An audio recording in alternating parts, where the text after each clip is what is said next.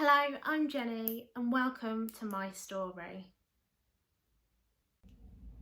In February 2017 I was diagnosed with Erlen syndrome. Erlen is light sensitivity. It's got lots of other things that you struggle with alongside the light sensitivity. Erlen was causing me lots of other difficulties and problems that I was trying to overcome every day. It got to a point where I had to email the lady who diagnosed my Erlen, and I said to her the things that I was struggling with, even though I'd got my glasses that helped me. And I said to her, is this Erlen related? Do I need new lenses that maybe my brain is now processing the colours of these light waves better? Maybe I need different colours to make up my lenses. She said to me, I'll research and get back to you. A couple of days later I got another email from her and she said, it's not Erlen related. I don't know what it is. Maybe you just need to get your eyes tested and then we can arrange the lenses to have your prescription in. So I did the eye test, my eyes were fine. I then decided to do some research of my own, and that was when I realised that all the years that I felt different from my peers, it was because I am different. I am different. I contacted my GP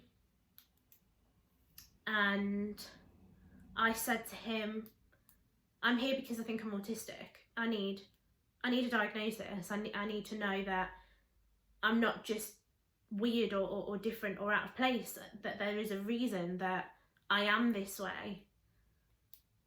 I remember it like it was yesterday when I went to the GP and I had this piece of paper and I'd written lots of bullet points down, all the things that affect me, all the things that I struggled with, wrote them all down, and my intention was, when I read them out to the GP, that I was going to expand on every single point of how these things were affecting me every day, day in, day out, how hard everything was. And when I read the bullet points on the paper to the GP, I remember I just literally held the paper in front of my face like this, and I literally just read every single point. I put the paper down. He looked at me, I looked at him, and he said, I can tell that was really hard for you. That was really difficult, wasn't it? And I literally just looked at him and went, yes, it really was difficult for me. And he said straight away, I am going to refer you to get a diagnosis. And I've never been happier hearing those words, because it meant that the things that I was feeling, the things that I was struggling with, all of a sudden it meant that there was a reason why I was struggling with these things. There was a reason why I am the way I am and why I do things the way that I do. So in February 2019, just before my 27th birthday, I was then diagnosed autistic. And I'm smiling because it was probably one of the best days of my life. I all of a sudden felt like there was this massive weight that was on my shoulders and it wasn't there anymore. It had been lifted. Everything in my world, everything that came before, all of the struggles when I was younger and the struggles that I'm still having now, everything it all made sense. Everything made sense, and it was such a huge relief to get that diagnosis, because it meant that I could try to understand and work out who I am, why I've been doing all the things that I do for all of my life. It took, nearly 27 years to work out that I'm autistic, that I got through primary school, secondary school, college, and into a career, into a job with no help, no support, and I managed to pin down and hold down that job, and I'm so grateful to everyone that kind of helped me in the jobs that I have had, because without those people, I don't think that I would have had the diagnosis. I think I'm very privileged to have the diagnosis, because I know how hard it is to get that, especially so late in life, like I've had it, especially being a female as well on the spectrum. It's very difficult to get diagnosed. So I feel very privileged to have gotten that diagnosis and to now have finally worked out who I am, and that was a joy. It was a real bonus to work out, this is who I am, and I'm not going to hide away anymore. I'm going to be the person that I want to be, and the person that I want to show the world, but without having to mask that. Autistic people like myself are very, very good at masking who we are, holding it together, getting through the day, even because of all the struggles that, you know, that people like myself face every day. And that's why it was so hard at first to undo all of the things that I had learnt, all the learnt behaviour up to that 27 years, unpicking all of that and going, am I just doing this because that's what society says I should do, or am I doing it because that's me, it's my quirk? And it was so difficult to work that out. Masking was really difficult, and I feel like a lot of my life I have masked who I am. I've masked all my struggles, because there are people that would look at me and go, well, she's not autistic, she doesn't look autistic. And because I am so, I hate the labelling thing, but I am so high functioning. I am holding down a job, I do work, and I can function in everyday life, and because of that people go, well, she's fine, she doesn't need any help or support. And people forget that actually underneath that mask, which is what I wear every day to get through the day, people forget that there is somebody underneath that does need a little bit of help and might need a little bit of support. There are lots of things that I struggle with every single day, and these are things that I don't think neurotypical people have to necessarily think about, because it's just, I suppose, ingrained. It's your second nature. You don't think about it, you just get up out of bed and you go about your day. Whereas for me, it is so much more difficult, because every little thing that I do, I've thought about, and I do think about, because it gives me anxiety, I worry, I don't like to be late for things. There are so many struggles every day, just even things such as going to the toilet, knowing when to eat, knowing when you're hungry, when you're thirsty, all those kinds of things that people take for granted, because I find it incredible that people just know when they need a drink or they know when they need to eat. And for me, I don't. And I know other people, when I say to them, you know, I don't feel hunger, or I don't know that I'm thirsty, or I've forgotten to eat today, or I've forgotten to drink today, people find it incredible. And they do often say to me, well, hang on a minute, how can you forget to eat? How can you forget to drink? It's just what you have to do every single day. How can you forget that? That's so important. And I will literally say to them, like, I forget to eat and I'll forget to drink, because I don't feel hunger, I don't feel thirst. It's something with the people on the spectrum, it's called interoception, and that interoception is the body's signals to tell you when you're hungry, when you're thirsty, when you need to go to the toilet, how hot or cold you are. And my interoception, I don't necessarily feel those things. I don't understand those signals. And so I can quite easily go a full 24 hours if I hadn't set alarms, or if I hadn't got friends or family to remind me to eat or drink. I would literally not eat or drink, because unless I feel my stomach rumbling, which is not very often, then I won't know that I'm hungry. So I won't eat. There are other struggles that I face every day, not just the light sensitivity with the glasses, but things such as routine, changes to my routine, especially because I do work and I do hold down a job. Sometimes there are changes within my day at work and they can throw me. Even little things. It can be something as simple as maybe a lesson isn't in one room but it's changed to another room, but I didn't know that until a few seconds ago, and then it just throws my whole day out.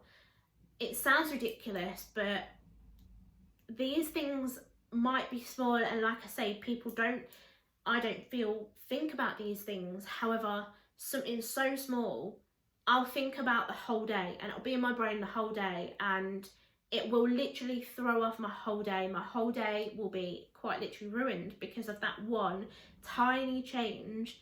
All of a sudden the whole day is just, what's the point? There are other things that I struggle with. Things such as like, I used to get headaches every single day because of my Erlen, because of the light sensitivity. I struggle with fluorescent lighting, especially in the workplace, supermarkets, you name it. Fluorescent lights, really, really bright lights, I really struggle with. That makes other things really difficult, such as reading black writing on white paper, which I read black writing, but on pink paper. I have like a pink plastic overlay that I read with as well. There are other things as well, such as making friends and keeping friends. Things that should come easy, but they just don't. Nothing comes easy. Every day is really, really difficult to get through. And I think because I don't necessarily speak out, and I don't necessarily ask for help, people just see this version of me that I project onto the world. This happy, smiley, helpful, always early or on time, always a kind word to say. People see that and they just don't assume that I'm really, really struggling. And some days I will be really, really struggling and I don't show that. That mask comes on and the walls come back up, and it's trying to unpick that. And I feel like I am slowly learning to unpick that. But it is such a learning curve, and it's a long, long road to do that. Something that's really important to me, and something that I really, really need to do, is keep a routine. And routine is really, really important in everyday life for me. Like I'd said before, if just one little tiny thing is off, it ruins the whole of my day. I've got things such as my routine board here, which has the day, and then it has exactly what I do in the morning, the afternoon, and then the evening. This is a PEX, a picture exchange communication board. I really like the visual aspect of that because I can see what's happening now, what's happening next, and what's happening later. It's also a great visual for other members of my family. They can see what I've done or what I am doing, and I really enjoy looking at that, and then I can take off the things that I have done so I know exactly what is left to do in the day. I also use these, which are called Tom tags, and these have like little communication buttons on. So this is like my favourite thing communication list. So I've got reading, weighted blanket, listen to music, sensory time, and fidget toys. And the last two are really, really important to me.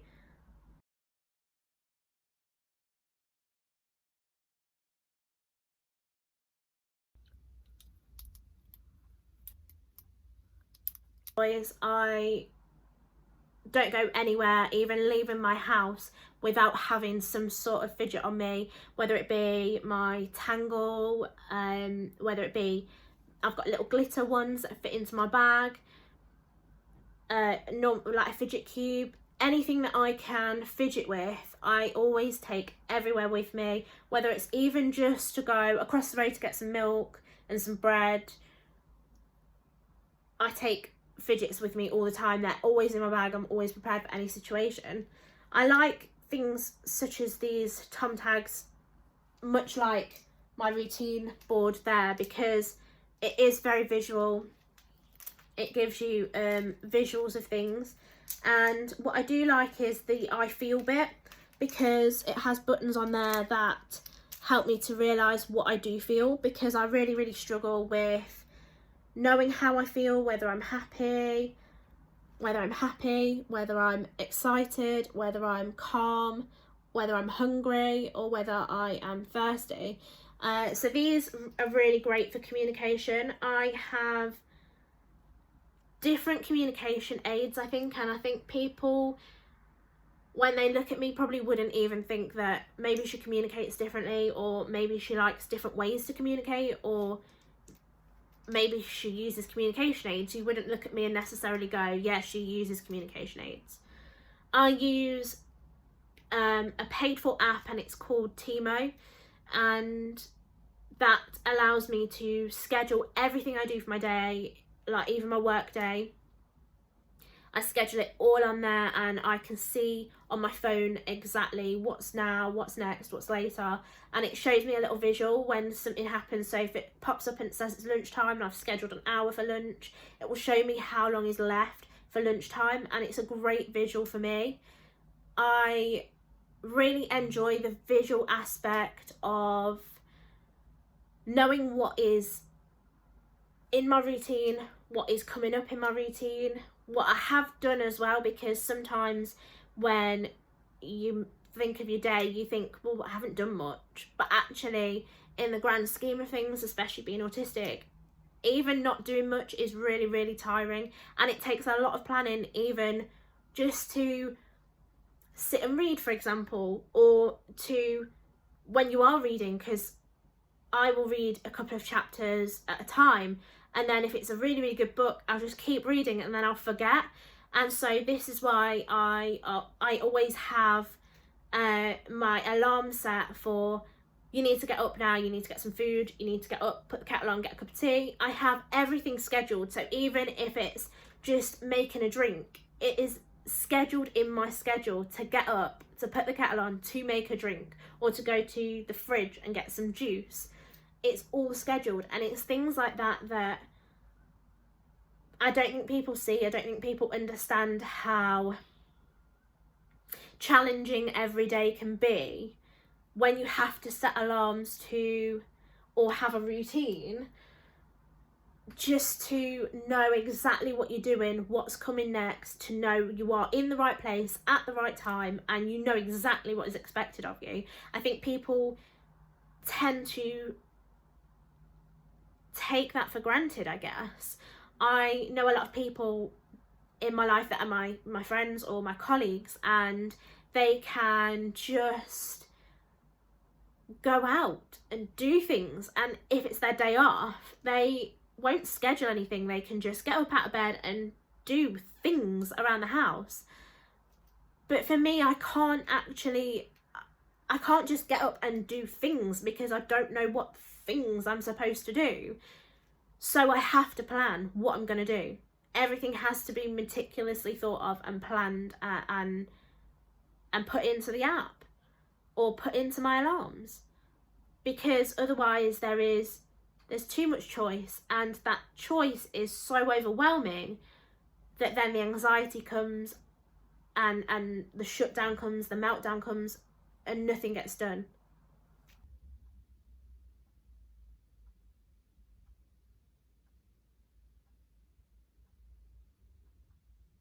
Special interests are so important to anyone on the spectrum. A special interest is something kind of almost like a hobby, but you have to know everything there is to know about whatever your special interest is. So one of my interests is reading, and I have so many books to read in my book pile, but whenever I go to the shop and there's an aisle with books, I am always down the aisle. I shouldn't actually be allowed to go down there by myself, because I always buy another book or a couple of books if they're on offer. But I went onto the Duchess of Cornwall's reading room on Instagram, and I picked up one of the books that she recommended in her reading group, and I read Where the Crawdads Sing recently, and I decided to write to her about how I enjoyed the book, and it wasn't something that I would normally read, but it was because of her recommendation that I decided to give it a go. And I wasn't expecting anything back, and then I got a letter in the post from her, which was absolutely incredible. Like, even the stamp on it says from Buckingham Palace. I thought I'd share with you the letter that I received from her, which was dated the 3rd of March, and it says, in her handwriting, it says, "Dear Jenny Marie, so many thanks for your very kind letter. I was delighted to learn that you've enjoyed looking at the reading room and that you like Where the Crawdads Sing so much. I quite agree that it is absolutely wonderful. Do keep checking my reading room site, as we have lots more book recommendations to come. With best wishes, Camilla." And let me show you. Here's the letter, and she's got written my name in her own writing, and then with best wishes, Camilla, she signed it off in her own writing. It's got the Clarence House stamp, and it's embossed here as well. And to receive that from the palace, from Camilla, when reading is such a special interest of mine, and I absolutely love reading. When it came through my door, I was ridiculously excited, even though it's only a letter about, you know, a book that I just read, and most people would be like, it's just a letter about a book, calm down. But to me, it's amazing. Another one of my interests that I thought I'd share with you guys is I started a journal recently, and it's red for a reason, because I have a lifelong special interest in the RNLI, and so I decided red for RNLI, and I decided to do this. It's not finished, it's definitely nowhere near finished, but I have started it. And let me just show you one of the pages. So we've got, this is the Shannon class lifeboat, and there's so much information about that, all about it, and about where the stations are that have a Shannon class, and same with all their others, the Tamar and all their other lifeboats. So I've got lots of information in here. It's nowhere near finished, but this is exactly what a special interest is.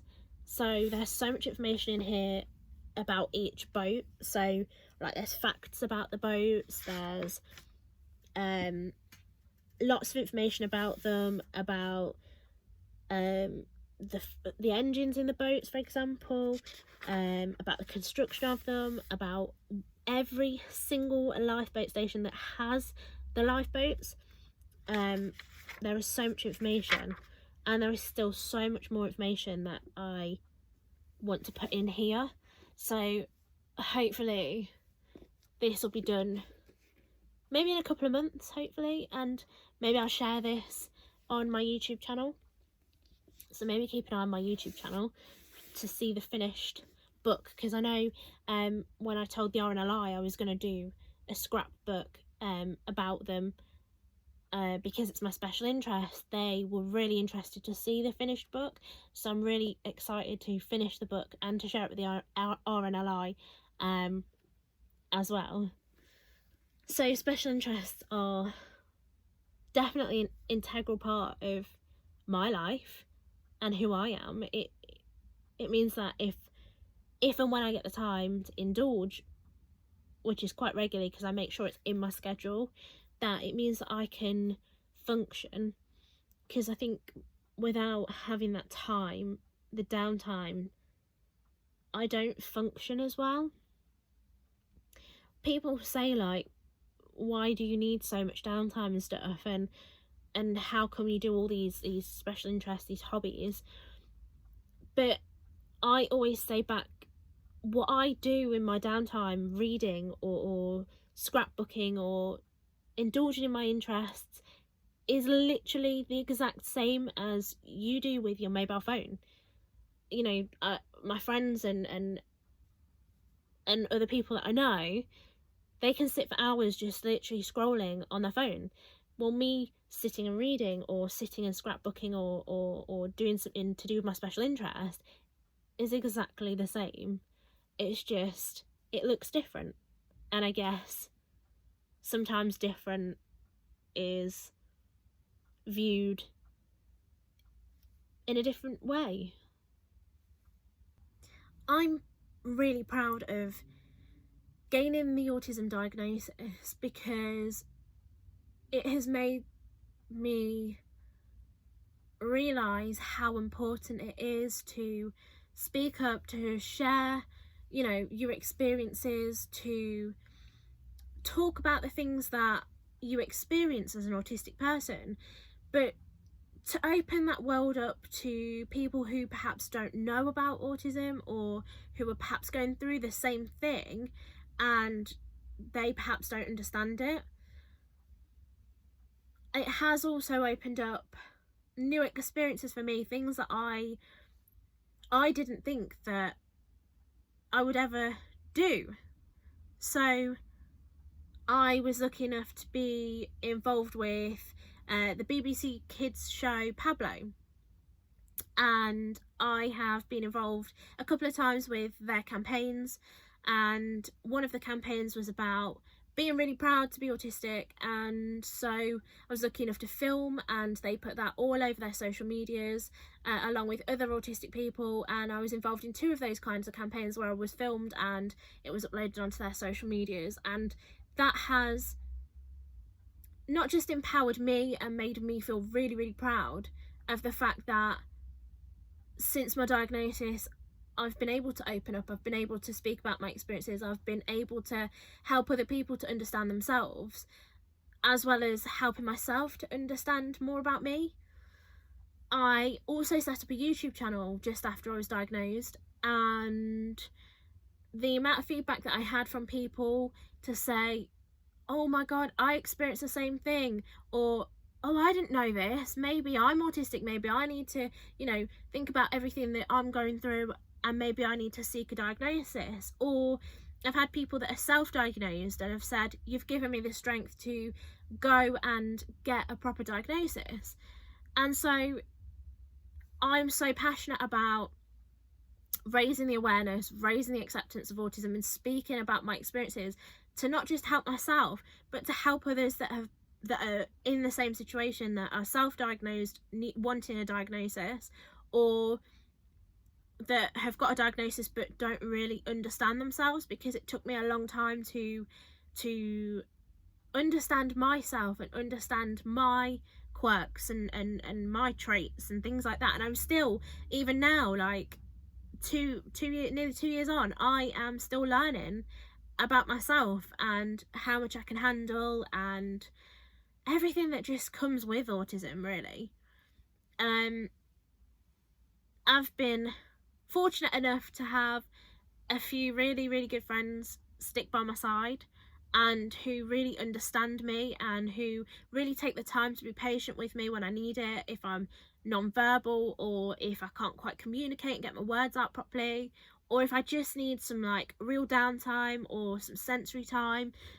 This is Pegasus, if you were wondering, and Pegasus was a birthday present from my best friend, and he got this for me because it's super sensory. It's really soft to touch, hence the reason I just love hugging her.